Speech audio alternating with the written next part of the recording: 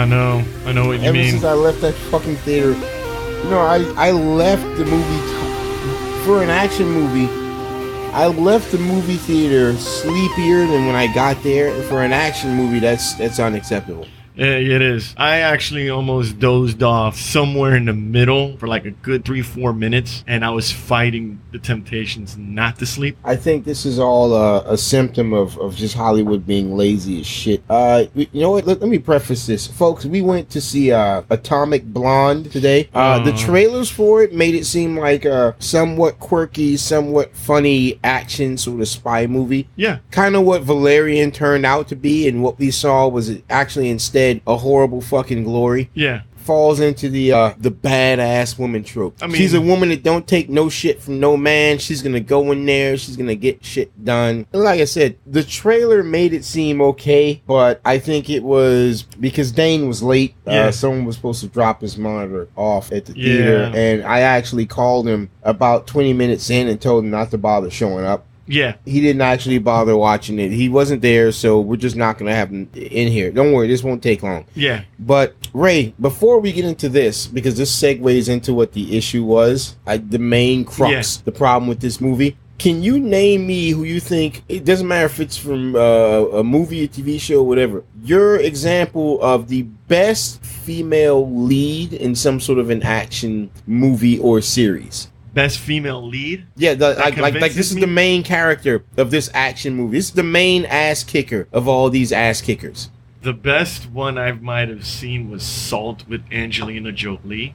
Mm-hmm. But then again, Angelina Jolie actually has some muscle to her. Salt? Oh, when you say muscle to her, what are you talking about? I don't know. I mean, maybe it's because she's got those long legs. All right, so you say Angelina Jolie playing Agent Salt from the movie Salt. Yeah. I guess that was like a piss poor attempt at what this was trying to do. It wasn't a great movie, but it was more believable than you would. It was more grounded. Yeah, more grounded than you would say. Okay, the best example of a female lead in what would be an action movie would be considered grounded as fuck was Angel Cop, the anime. You remember that? Yeah, I remember Angel Cop. To me, that encapsulated it so much because the lead character was Yomikawa, but everyone called her Angel. Yeah. And the whole thing is, she wanted to fit the stereotype of the female badass. So she was like ridiculously overcompensating. Yeah. Most people, I mean, like her partner called her out and I'm like, what the fuck are you doing? Why you gotta be a bitch? Yeah, I'm a badass. Don't let the name fool you. I can be a bitch when I have to. It's like, yeah, but you don't have to. You're being a bitch. Yeah. Why don't you stop that? You could have arrested that dude without shooting him into 18 pieces. I'm better than any man. Who gives a fuck about that? I don't fucking care about that. What are you compensating for? She's got something to prove. No one fucking cares. You know, and it's even like her superiors are like, oh yeah, I'm at the crime scene. You know, you want me to dust for fingerprints? Are you trained to dust for fingerprints? No? Then get your stupid fucking ass back to the station. I love that. Yeah. Because by the end of it, she's like, you know what? Yeah, all the stuff I was doing was bullshit. Yeah. I was overcompensating because I thought I had to portray this image because I was a woman, and it just made me look like a fucking joke. She was good. Yeah.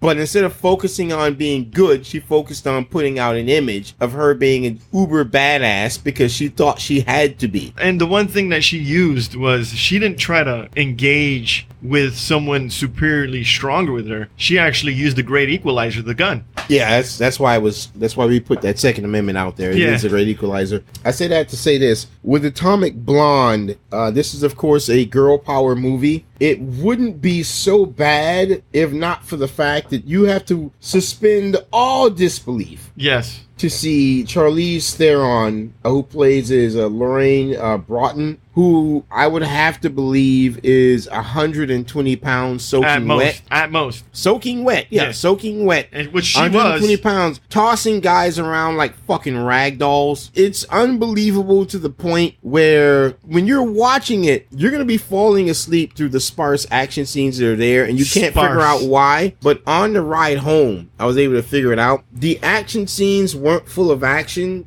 because the stuntmen couldn't flip around her as if she were actually throwing them because she wasn't really throwing them. They had to be pulled with harnesses and pulleys and shit. Yeah. It was just completely impossible. And because of that, you couldn't have the action go fast enough without people realizing, they're just fast forwarding this. And it would look like a Benny Hill skit at that point. Yeah, it's good that So the action looks lazy and tired. Not only that, it seemed like some of the action things had to work in a rhythm or in a theater of where things actually magically end up. Like she has this water hose in her hand and she's whipping this water hose and hits the guy in the crotch. You don't remember that time you got beaten to your knees because somebody hit you with a water hose? Remember that? No, I don't remember that one time you were in that fight. I remember you were in that fight. Yeah. And a dude took a water hose that was on the ground and he hit you so hard that it pretty much ended the fight. You don't remember that? I don't remember. What about that time that chick took off her high-heeled shoe and hit you so hard that you had to take like 8 seconds to compose yourself? You don't remember when that happened? She hit you really hard with that high heel shoe. Has that never happened to you? No. No woman's used a high heel shoe as a weapon to incapacitate you? That never happened? I don't think why you would want to do that. I mean, but I mean, like I'm saying, if a woman took a high-heeled shoe, couldn't she feasibly hit you in the chest and stomach so hard that you simply couldn't respond anymore? You just couldn't keep up the fight? That's never happened? No. I don't think at all possible. I mean, maybe a karate chop to the throat, but not no high heel, no none of that. So you're telling me that a 120-pound woman cannot hit you with a plastic rubber high-heeled shoe in your chest hard enough to collapse you? No. You're telling me you don't think that could happen? Nah. Fucking sexist. Nah. All right. Go on with your point. All I know is that all the action here, you have to suspend all belief. Not disbelief, but all belief. Because apparently they're like playing tag. Like they're running, hugging her. They're just trying not to hurt her, but yet she's able to hurt these guys. These guys are 3 times her size. It could be 40, 50 pounds of more weight. You can feel it on a punch. And what's worse, this takes place 1989, fucking East Berlin. Yeah. And it's like, oh, hey, look, there's a chick slapping around our military people. What should we do? Oh, let's run over there and participate in there and try to stop her from slapping them around. Oh, no, we're getting slapped around. So the other guys come up, man, those guys who were going to go in and help them to stop that woman from slapping them around. Now they're getting slapped around. What should we do, Sergey? Well, you don't know. Let's go in there and jump in as well. And I'm like, this is fucking East Germany. People get shot in the goddamn face for wearing the wrong color fucking shirt. Yeah. And you're telling me this woman's here smacking people around and no one wants to use lethal force? I don't know. She only uses a gun like at the end of the movie. She uses only lethal force at the very end. She uses a gun. No, fuck lethal force. Yeah, they're knocking people off ledges and fucking killing them. No, she only uses the fucking gun at the very end. And I'm like, she only used a gun because she took it from these guys. I'm like, why did these guys only use a gun until like 8 other guys got beaten to the fucking ground?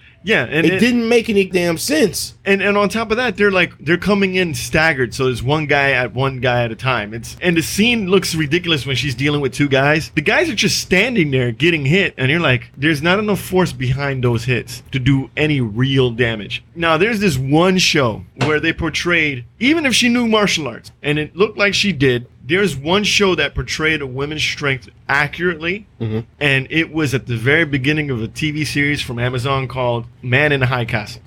Ah, yeah. Where she was doing Aikido. She was doing Aikido, and she was still overpowered by the men that she was learning her black belt with. And she could only deal with one guy at a time. And she's a black belt, and yet she couldn't manhandle those guys enough. You have to understand, Aikido is not about manhandling people. You use their force against them. Yeah. It's like for instance, in the movie, one of the complaints I had, she gives a guy a judo flip, and she does it she's fully erect. She's standing straight up, and she just grabs his arm and yanks it over, and the guy goes flying down the fucking stairs. Yeah. You've done a little judo. You've done some jujitsu. You've done some jujitsu, so you know. Yeah. That's not how it works. You're not grabbing him and throwing him. Yeah. You're grabbing his arm, you lower yourself down, all you're doing is thrusting your hips out, and gravity does the rest. You're tumbling him over your shoulder. But even then, that takes technique. Yeah, you're just doing it so fast it looks like you're throwing him, but you're not. Yeah. You're just basically forcing him to fall over you. That's all it is. But no, it's Braun standing up. She grabs him. She tosses him down the fucking stairs. She stands upright and kicks him in the chest, and he goes flying without her like moving back at all. It's a fucking mess. And you have to suspend belief for this bullshit. And this is ridiculous. And now that I realize it, you could just watch all 3 trailers, and that's like all the action scenes in the movie. Yeah, that's another disappointing thing. In between the action scenes is a half-assed, convoluted, disinteresting story. I'm not even going to say spoilers. And you know why? I'm not going to fucking tell you what it is. It's boring as shit. Yeah, it is boring. I fell asleep twice. Yep. I was nodding off, and I think I leaned over. Yeah, you did. What did I say to you? Hey, man, I'm falling asleep. Oh, I told you I was falling asleep. Yeah. And you told me... I told you, dude, you just woke me up. I don't know if he fell asleep. I was fighting the urges. I fell asleep once and woke up, and I was fighting the urges a second time when I told you, like, yeah, I'm fucking falling asleep. This is awful. This is awful. This is a fucking mess.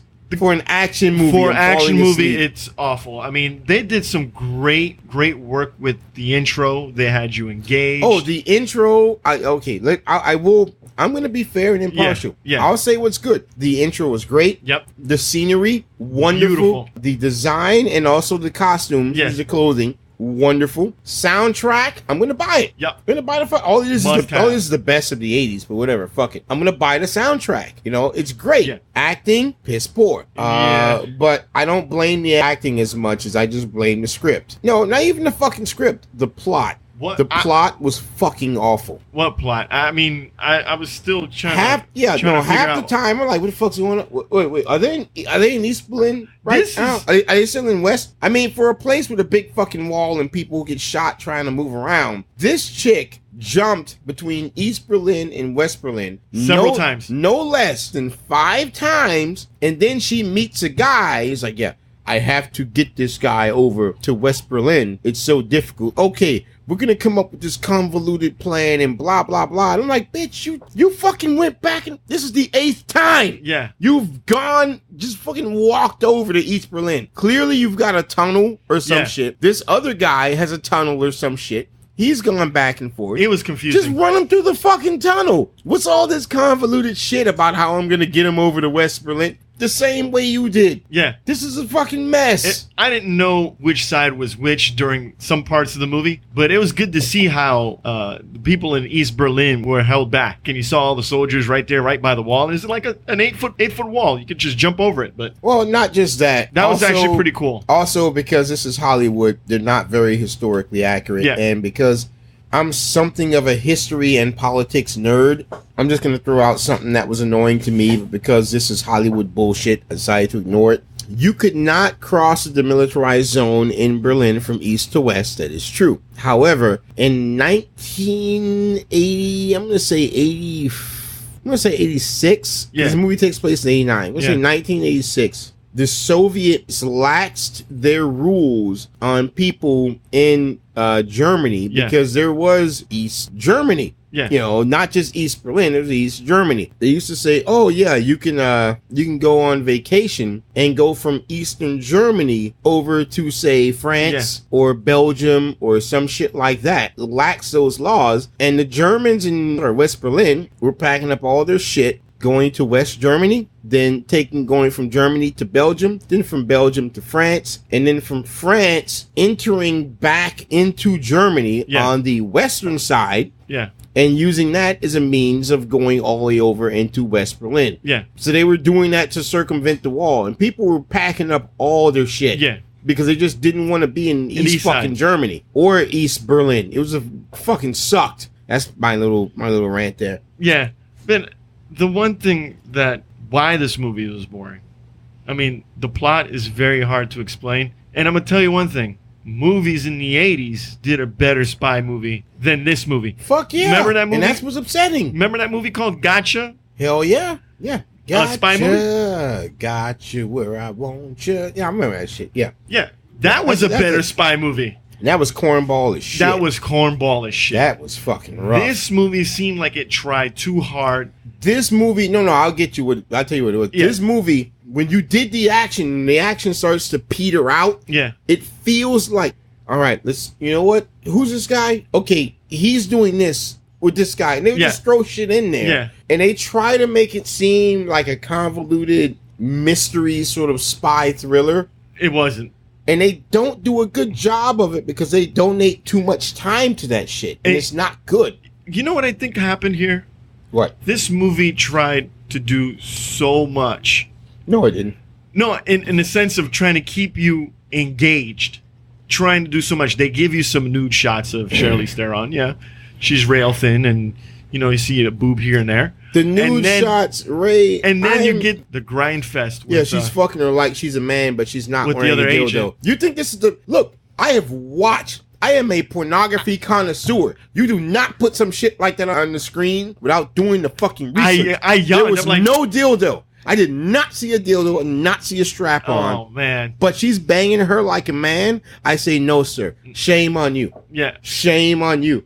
And the thing is, it was just overacting. It just didn't look right. It was a mess. It was, you got agents, you got double agents, you got this, and the whole time you're sitting there like, if I was a spy, I would immediately call in like, yeah, this is fucking FUBAR. Yeah. This is a fucking mess. As soon as she comes to Berlin, right away, you have Russians pretending to be Britons picking her up like, we've already been made. They knew I was coming. Yeah. They were waiting there to pick me up. They didn't apprehend me doing some shit. Yeah. They were waiting to pick me up. That means the mission has been compromised. It's failed. It means someone on the fucking inside told them. Yep. This agent's showing up to do this thing. Yeah. So at the end of the movie, you're like, wait a minute. You mean Agent so-and-so is working with the enemy?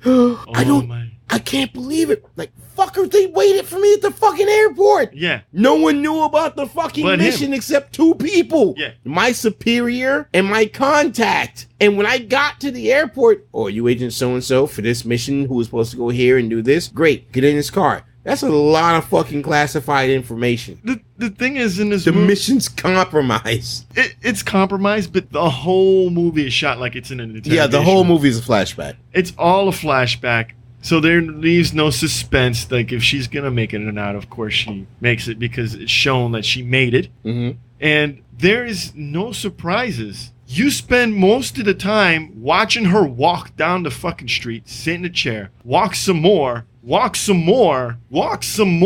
and then interview a couple of guys here and there. And then maybe an action scene that comes out of thin air appears. And at this point, I'm falling asleep. You know what? I refuse to go into any further detail about why this is bad. Just understand it's bad. I'm going to give you my review right now. Hold on. Before you go there, man, what you was have the more to add? I'm sorry. I'm trying, Ray. What more is there for me to put in there? I can't. What? There's nothing to talk about. A fucking piece of paper that's had water on it, and now it's like so thin and sensitive it could tear at any minute. Just like Sarah. I'm having trouble. I'm having trouble explaining. If you have something more to say, I'll try to input. I really will, but there's nothing more to say about this shit, dude. I can't. All I know, this movie really didn't offer anything surprising. Mm-hmm. You had those random, sporadic people sitting in the theater that it was completely empty, and that should have been a warning sign for us. Yeah. There was like 5 people in there. Yeah. But on opening weekend? But it's opening weekend. I don't trust how many people are in the theater on opening weekend. The weekend after opening theater, you got 5 people, you're fucked. But opening weekend, you can get some surprises sometimes. Marketing and trailers dictate who shows up on opening weekend. Shit, man. And I will say, the trailers look pretty good. The trailers did a great job, but man, is this such a dud. It's an atomic bust. Thank you. Atomic bust. Atomic Blonde is an atomic bust. Shit, man. Yeah, let's review this fucking thing. Okay, look, let me go first. I'm gonna tell you right now. I'm gonna give this a straight up garbage. The music I love. I would when the music was fucking playing in the middle of a conversation with the characters, the main characters. Yeah. This is important. You don't understand what's going on if you don't listen to them. I would lean over. Hey Ray, is that song 1,000 Balloons? But it sounds like it's in German. Yeah, it's in German. Like, yo, was that other song in German? Yo, these are all 80 songs in German. Holy shit. Yeah. The music was good. I love the music. And I love the art design of the environment. It really made you feel like it was the 80s. Yes. And it really showed the difference between East and West Berlin. I mean, West Berlin looked kind of like the gaudiest version. I wouldn't say New York. I'll say Chicago. Yeah. Disco-filled Chicago that you can think of. And it's depressing, actually. Right. And East Berlin just looks like shit. So I love the way the design for that went, and also the costume design. That was nice. If I watch the movie and say, oh, that movie sucked, but I will buy the soundtrack. Yeah. But you're getting something out of it, which is a good soundtrack. I thought you were going to give it a rental. Oh, fuck no. No. No money of mine would be put into this. No. Shit. No. Unless it actually wasted my time. Like, I could have done other shit with that time. But instead, I spent it watching this. What do you give it, Ray? Oh, man. I have no idea why this thing is rated so high. Who's rating it? Where are you looking at? What on site? IMDb, it's at a 7.2. There's probably like 8 people rated this shit. Fucking IMDb. I mean, IMDb's a joke. 1 out of 10. This is, and understand, I was really trying to really like this. But the longer you sat through it, the first initial yawn starts coming along. There's no stopping that yawn. You're going to sleep. Oh, yeah. That yawn is making it happen. Trying to stay awake, I was fighting the slumber gods. And there's nothing in its conclusion that seems at all interesting. All you're left is with total confusion. Who is this character working for? We don't know. Is it suspenseful? It's just nothing. I felt empty at the very end of this shit, man. Complete emptiness. As well you should have. I rarely give movies that actually attempt to entertain people this rating, but I'm gonna give it a straight up garbage. This movie was garbage. You're a hard man. Is that a low straight up garbage or a high straight up garbage? This is a low straight up garbage. Okay, because you're making it low, we're going to make the overall rating. This is why we normally have 3 people instead of 2 for the tiebreakers. But you know what? We're going to go with it. I'm going to go ahead and give it a straight up garbage. This is straight up garbage. Don't watch it. Don't watch this shit. You're not missing out by not watching it. Just don't watch. I feel so fucking guilty. You know what, Ray? Was there like a good movie we saw? Guys, we see like 4 or 5 movies a week. Yeah. We normally review the hype shit that's just come out because we want clicks and we're click whores. Yeah. But we see a lot of shit that's under the radar. Yeah, we do see a lot of shit. Like all the time. Just to see how it is and why some of these movies don't make it to the mass market and some movies that do make it to the mass market, and then compare the both. And then we do all that artistic shit, and at the end of the day, we say, fuck it, we'll review like Spider-Man 2 because that's what everybody's talking about. So we sell out. But Ray, I want you to specifically find something that we watched that was good. That was really, really good. There was this movie called Shot Caller. That's the one with Jamie Lannister. Looks like a guy you don't want to... Oh, Jamie Lannister. Yes. Okay. Jamie Lannister is that dude's got like a horribly European name. Yeah, he does. It's a Nikolaj Coster-Waldau.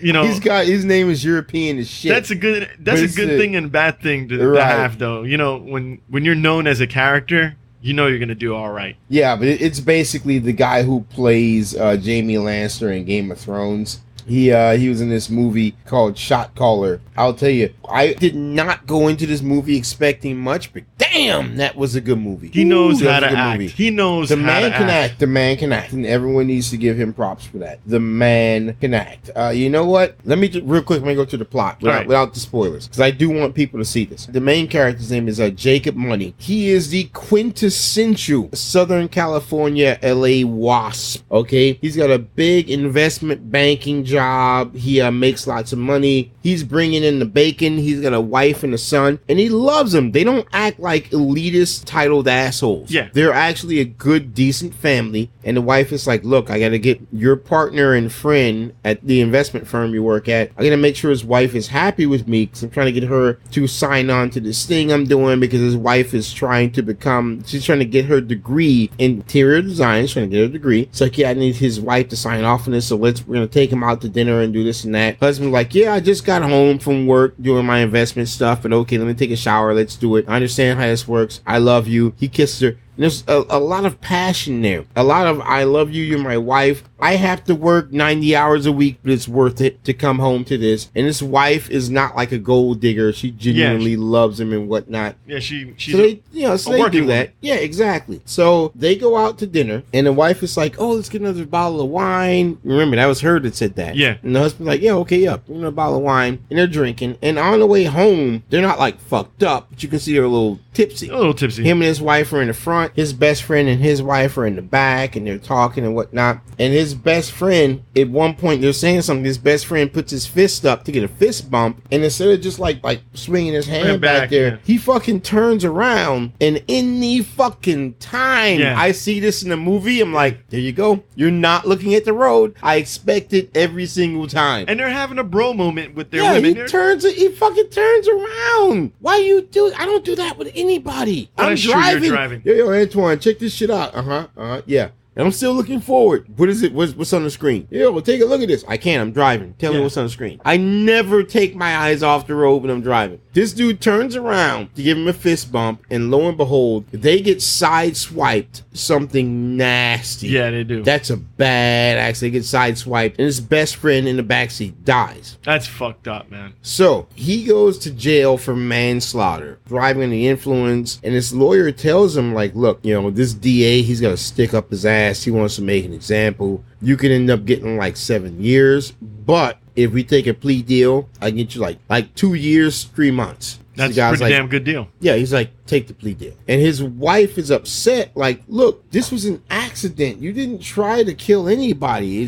It's just an accident. And honestly, you feel bad for the guy. It was an accident. He's not an alcoholic. He's not a lush. It was just a brief moment where he wasn't paying attention and something bad accidentally happened. Shit like this happens every day. It was an accident. Yeah. And his wife was like, this was an accident. You shouldn't have to get 3 fucking years for an accident. It's like, you know what? You do your thing. Yep. Take care of the kid. I want you to keep going to school. I want you to refinance the house. Yeah. To pay for the bills and whatnot, because his best friend's wife ended up like suing him or something. Yeah, she ended up suing him. He's like, look, fuck the house, drain our savings, sell my car, finish your school, sell my stocks, all this shit. I don't want you dropping out of school. Yeah. You finish school, you do your thing, and when I get out, I'll fix this. If I gotta fucking scrape gravel or whatever, I will fucking fix this. Yeah. You just do what you have to do. Okay, no problem. Well, he learns pretty damn early on that in jail, you have to get with a particular sect. It's a lot like being in college these days. Little factions or gangs. Mm-hmm. Yep. And he's like, well, I'm a white guy, so he has to get with the white nationalists. But it wasn't even that. His lawyer says, look, you're going in there with the big boys. The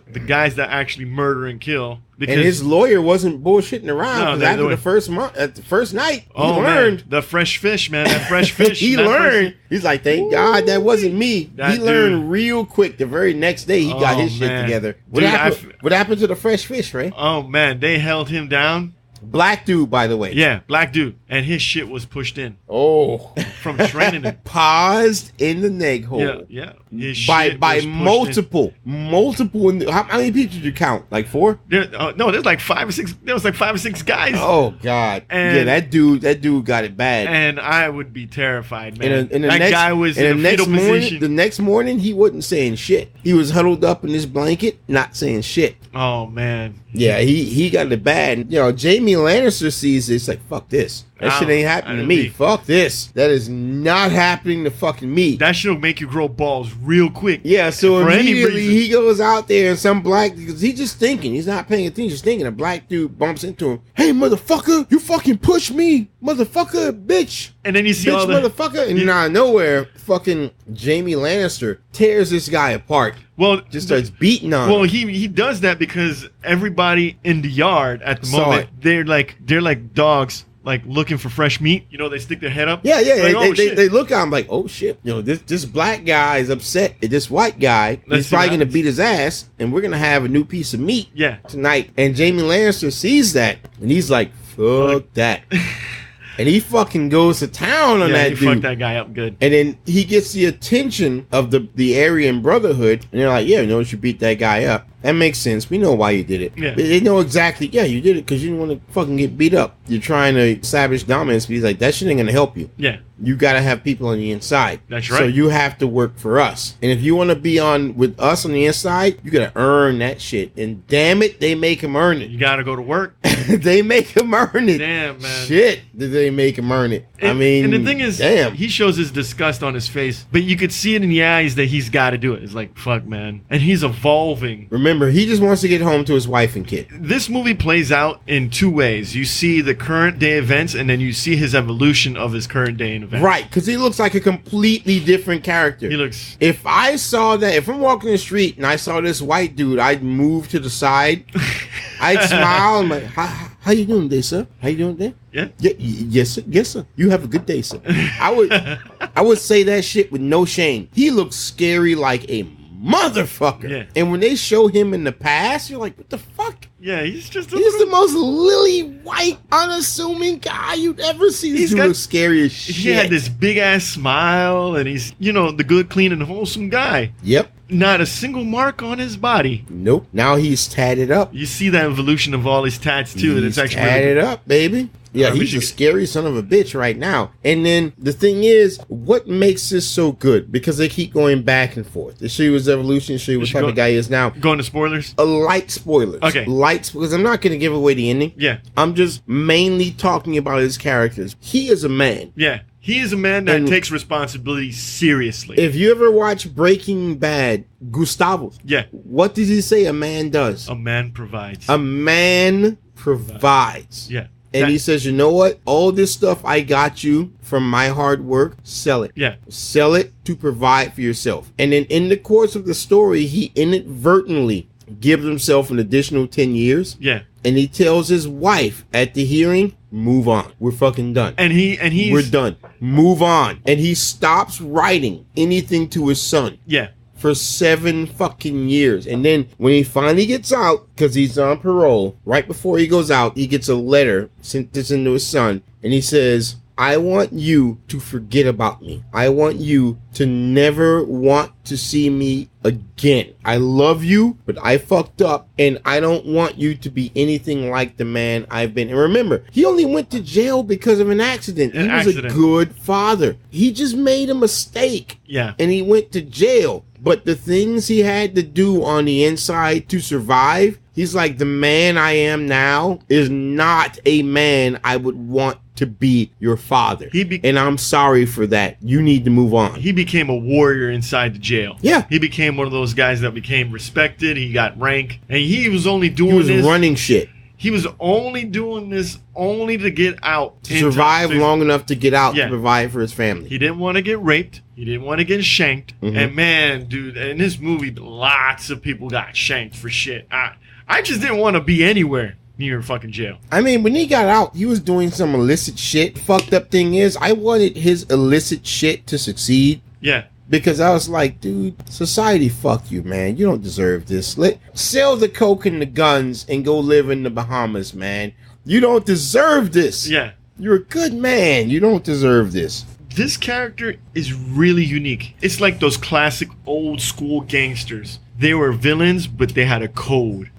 This guy, even though he did bad things, he had a code of honor. You don't cross him. You don't disobey him. You do what he says, and we're fine. Because he was trying to toe the line of not showing any weakness. And he learned not to tolerate shit from nobody. It didn't even matter. But this guy, man, Jaime Lannister, fuck, man, for all you Game of Thrones fans, if you want to see this guy do some ultimate acting, there's this one scene, I mean, it's very powerful. He sees his son, and you could see in his eyes he's about to cry. I don't know how he did this scene, but it was powerful. I don't want to even go further than that because it's fucking heart-wrenching. But he's a man. He just doesn't want his son to receive the same stink as he got. What was that line again? Yeah, I don't want my stink to be on him. I want to keep him as far away from me as possible. Because even if he doesn't become like a white supremacist, what if his friends find out, his dad's a white supremacist? What's that going to do to his life? And the thing is, he's got all these tats of white supremacy, but his character is not really about that. Right. That's what makes it so sad. He's just being a chameleon. He's just really trying to survive.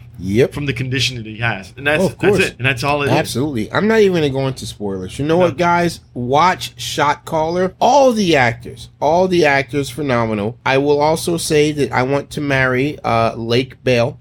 Who plays as Kate, his wife. She's beautiful. She's not fake beautiful. Oh, look at my big tits. Look at my big small ass waist. It's so small, man. You can wrap it around 2 fingers. She is a mature, beautiful woman. I love Lake Bell, man. I want that woman to be my wife. She is beautiful. I love her. I always liked her, man. I always really liked her. I mean, she's barely in anything, but I like her a lot. No, she's beautiful. She's great. There's also other great actors in here, like... Dude, everybody's great, but it's just so few people who have like any lines at all. Yeah, I mean, Jamie Lannister has all the lines. It's just following him around. And you had Shane, from Walking Dead. What's John Berthal? It's his real name, John Berthal. Oh, his name is Frank Shotgun, as in Frank Castle, almost.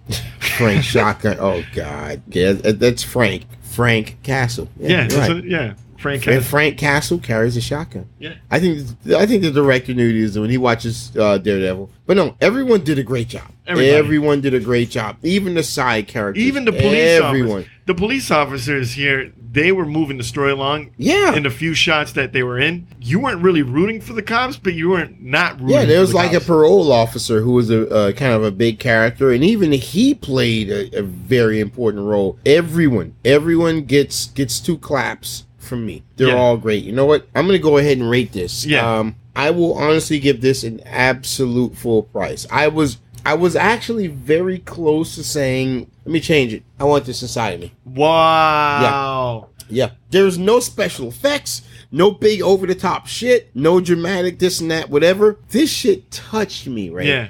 We went from bordering on straight up garbage to and I want this inside of me. This movie was that fucking good. I didn't even want to watch this, man. This movie was good. Please, everyone, please see Shot Caller. It's me. It's worth your time. It's worth your money. I want this inside of me. Ray, what are you gonna give it? I'm gonna tell you something, man. I was just so lulled to sleep with Atomic Blonde. Mm-hmm. I mean, Atomic Bust. Yeah. Oh, Jesus Christ. Atomic bitch. All right. Yeah. When I saw Atomic Bomb. When I saw Jamie Lannister, it's like, man, is that he? Is he supporting the handlebars there? Yeah, we're gonna have two bad movies in a row. Oh no, man.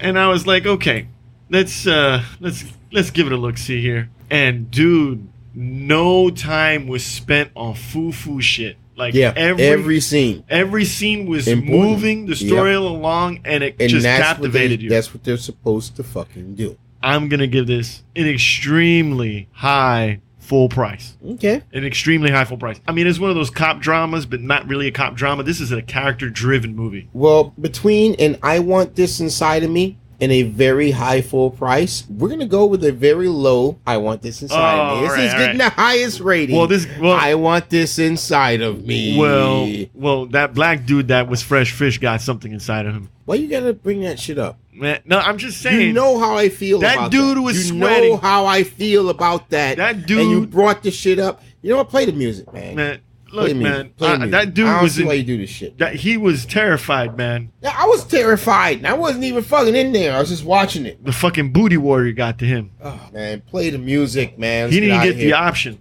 Everybody, please watch Shot Caller. Give director Rick Roman his ducats.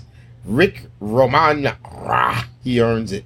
Don't forget to visit our website at g2ta.net or gottatalkaboutit.com. He's also the writer. Holy shit. Yeah, look. He's got a future. Damn sure does.